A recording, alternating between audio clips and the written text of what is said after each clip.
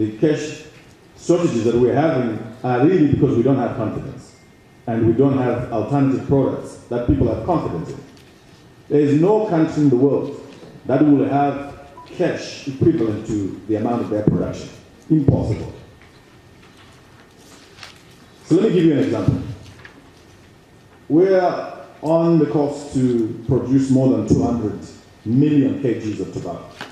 The bulk of that tobacco is being produced by our ordinary rural farmers. Average price maybe $3. 200 million times $3, maybe 600, 700 million US dollars. None of those people want their money in the bank or on the mobile platform. They want that money as cash. Nowhere in the world do things work like that. Okay, let's leave tobacco, maybe is a small group exclusive. We have a bumper harvest of maize in this country this year. And the GMB is very generous. It is paying $390 per ton. By Honorable Joseph Mali's estimates, we are likely to produce a total of 2 million tons of maize. The bulk of that maize is being produced by our smallholder farmers. None of those people want to be paid into a bank account, they want cash. Now you put 2 million times 390, how much is that? I'm not a mathematician or a banker, but it's a huge amount of money. Now, so we must find cash for tobacco farmers. We must find cash for maize farmers, because none of them want to get paid in any other form of currency or, or any other payment mode except cash.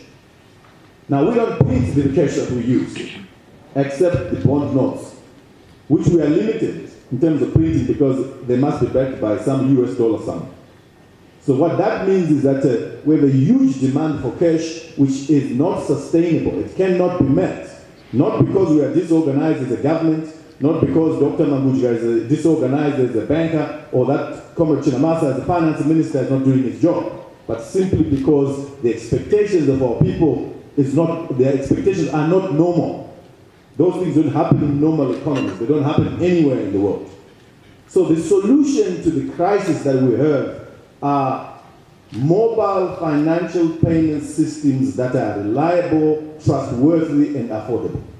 And I have no doubt that is the reason why you are here, to develop those and to make sure that we pinpoint where we are having problems so that those who are in that ecosystem can address some of those challenges. And I think you are holding the keys to addressing a serious crisis in our economy.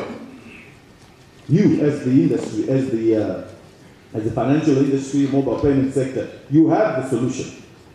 There is not going to be any cash available, even if we start having our own currency, our own Zimbabwe dollar, or whatever we choose to call it. We cannot print enough money to back the cash, to back the production in this country. Now, as things stand, it's actually now a problem that if you produce more, you don't have more demand on cash.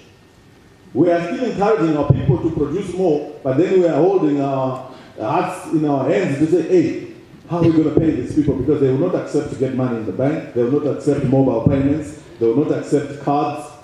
So we have a challenge, and that challenge must be resolved by yourselves.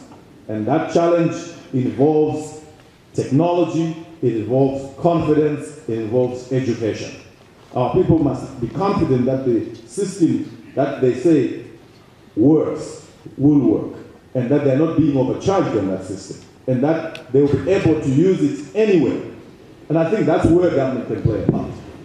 And I think we haven't done our part because we can actually do far much more in order to push the acceptability of mobile financial payments in our country. And it doesn't need a lot of effort.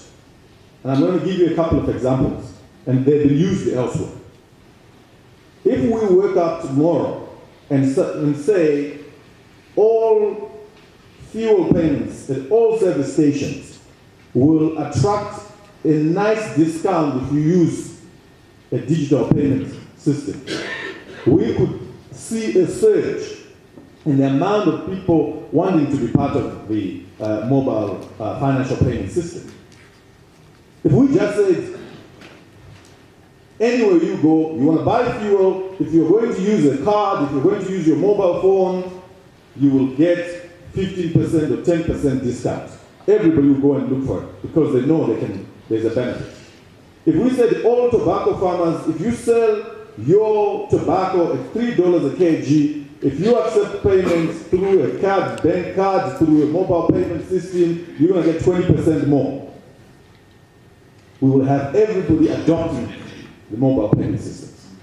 If we said all GMB farmers who are selling maize to the GMB, we will pay you $390, but if you accept your payment through the mobile phone or through the bank or through the bank card, we are going to make sure that you get 10-15% more. You get everybody. People always want more. But you see, the problem we have is that in the supermarket, they're only cashless, that's when you get a discount. So we're totally doing the opposite. We actually should be doing the positive. Now you're saying, oh, this man is a government minister, sits in cabinet, why is he not suggesting that? You see, sometimes, things must come from the bottom coming up. So I'm hoping that you can make this part of the resolution of this meeting, so we can take it up and say, and we have good justification. So we have good justification to implement some of those things. But I really think that we are putting around a real solution to this problem. But we have the solution in our hands. It's in your hands, it's in our hands as government. We can certainly do some certain policy maneuvers that allow for the promotion of this. Zinara, Tollgate. I'm glad that they are accepting now swipe payments there. But I think a lot more can actually be done. I want to respond to a couple of issues that have been raised. One of them was that